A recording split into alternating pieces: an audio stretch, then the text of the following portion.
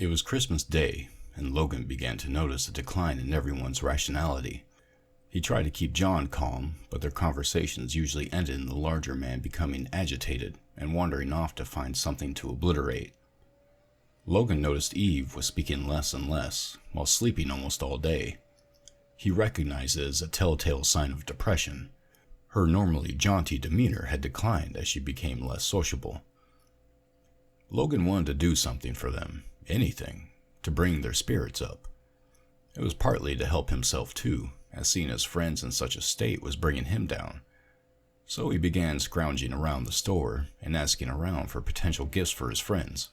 It was Christmas after all. He approached the single mother and her son first. The boy was playing with a toy plane, running around in circles as he had done every day they had been trapped in field foods. The mother was sitting on a fold-up chair with her legs crossed and her head in her hand.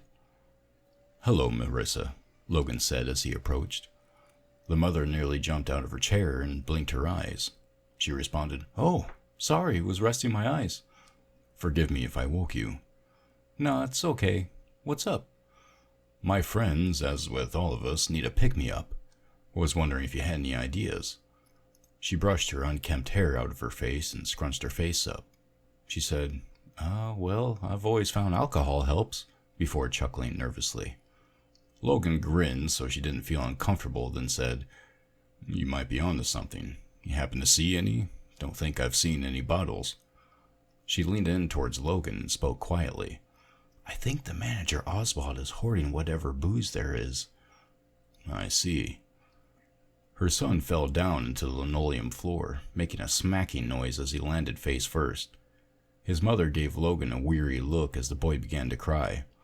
She said, "If you happen to get your hands on any, let me know. I could use a drink. If you do, I'll give you my son's little game device. Maybe that'll make a good gift." "You got it." Logan thought about going to the produce aisle, which is full of rotten vegetables at this point, to ask Michael about gift ideas, but he passed it by. Partly because of the smell, and partly because he knew the conversation would end with Michael telling him to fuck off. Past the produce aisle was a small section where liquor had once been sold. The shelves were empty. Logan looked closely at the shelves. He had to squint as the only light was whatever sunlight filtered in through the grated front entrance. Within a fine layer of dust were circular patches where there was no dust at all. He deduced that the bottles had been removed not long after the survivors took up occupancy in the store. He went to the back of the store and pulled out a flashlight he had previously taken from the utility aisle. He flicked it on for light and knocked on the door that led to Oswald's office.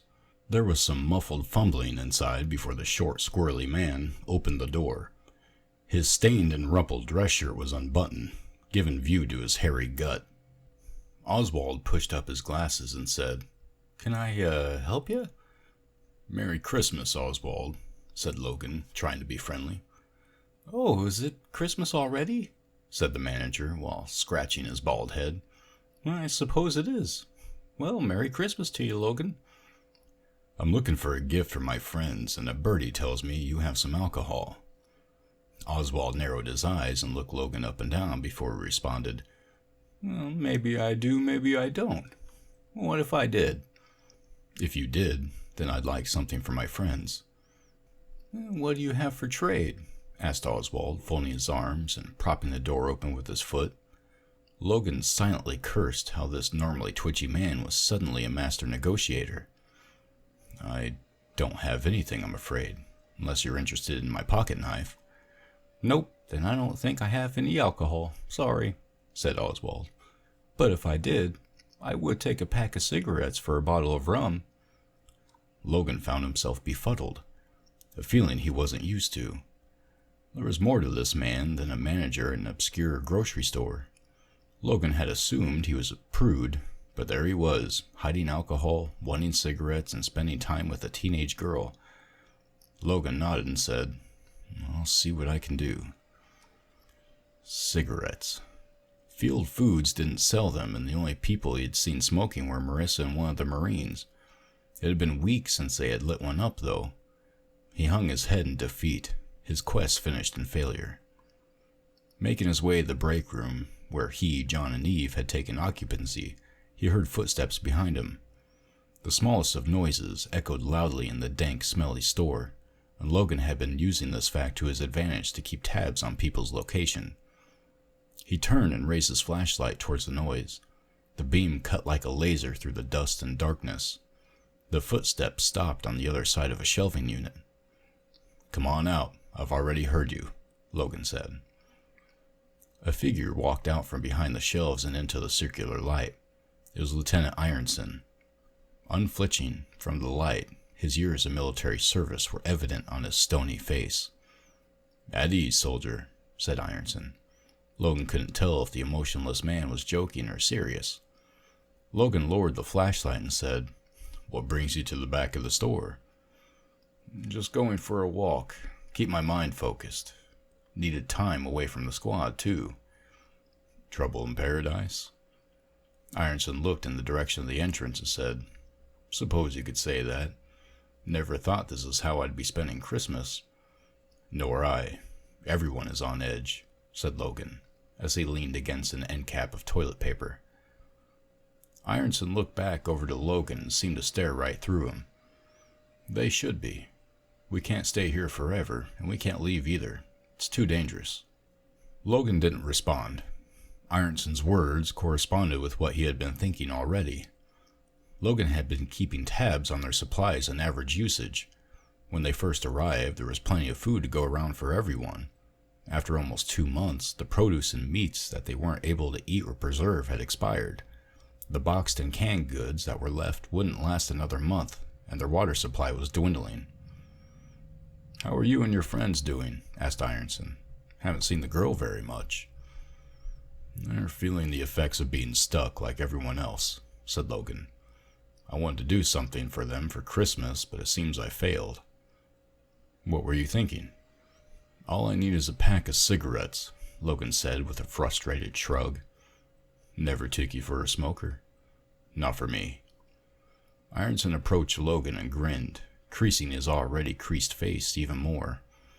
He reached into his bomber jacket, pulled something out, and handed it to Logan, who shined the light on it. It was an opened pack of cigarettes. "Was keeping them for a special occasion, but sounds like you could use them more. Merry Christmas, Logan." Logan took the pack and checked inside. There were only a few cigarettes left, but it might be enough. Logan said, "Thank you, Lieutenant, and Merry Christmas to you." The pilot walked off, and Logan immediately revisited Oswald. He was able to negotiate a pint of rum in exchange for the cigarettes. Oswald was more surprised than charitable in the exchange, and immediately lit up as soon as Logan gave him the pack. Grabbing a sleeve of red plastic cups off a shelf, Logan first went to Marissa and said, "Merry Christmas," before giving her a cup of rum. She gave Logan the electronic game as promised, without her child knowing, and wished him happy holidays. Equipped with a few cups, most of a pint of rum, and a little video game device, Logan went back to the break room in high spirits. As he approached the door, he heard muffled yelling from within. He thought about waiting, but he had grown accustomed to the arguments between his engaged friends. He opened the door to the room that was lit with a lantern. John and Eve were standing in each other's faces with heated looks. As Logan entered, they turned to him in unison and went silent. "Tell him I can't help how I feel," Eve blurted out. "No, tell her we need to leave. This place is fucked," said John, gesturing wildly with his muscled arms. "I want to see my parents more than anything, but we wouldn't last a second out there," said Eve. "Like I said, I'd still protect you. I still have that shotgun." "Stop. Both of you just stop," commanded Logan, which made both John and Eve shut up. "It's Christmas, and we're going to make the best of it." He approached Eve and handed her the game. She took it and powered it on. It chirped in its simple electronic noises as she stared at it. She was still heated, but Logan saw her face lift a bit as she said, "I had one of these when I was a kid. Thanks, Logan." Logan looked at John and held up the rum and glasses. He said, "How about a drink?" John's chest stopped heaving. "Sure," he said. Forcing themselves to gulp down the warm liquor, Logan said, I know things aren't easy right now, but we need to stick together. We'll eventually leave this place, and it might be sooner than we think. Eve had sat on a bench and kept her attention on the game, which was a crude racing game. She failed over and over, saying, "Shit," every time. Logan poured himself and John another drink. He said, "Care to partake?" to Eve, shaking the bottle in the air. There was an electronic crashing noise from the game, and she said, "You made me wreck. Yeah, gimme that." She took the whole bottle and chugged 3 shots worth of rum. Logan and John looked at each other with grins. Logan knew how well Eve could hold her liquor. She couldn't. "Well, she's done for," said John, taking a sip from his glass. "I give her about an hour before she passes out," said Logan. Eve gave a disgusted look, burped, and said, "Ugh, I'm not that bad." "Yeah, okay," laughed John. They talked and laughed about the good old times as they finished the bottle and got hammered. Sure enough, within an hour, Eve curled up on a pile of blankets and passed out in a drunken stupor. Logan began to feel tired himself, and he said, "Well, Christmas wasn't all bad." John hiccuped and slapped Logan in the back. He slurred, "We're still fuckered, but you're right. We gotta stick together." We will," said Logan. "I think I'm gonna pass out, man." "Yup," said John, then slid off his chair and passed out on the cold, hard floor immediately with no blankets. Logan laid out on the table and let sleep take him. He knew the arguments would keep coming if things didn't change soon, but he would rest easy, knowing he had at least given his friends a Merry Christmas.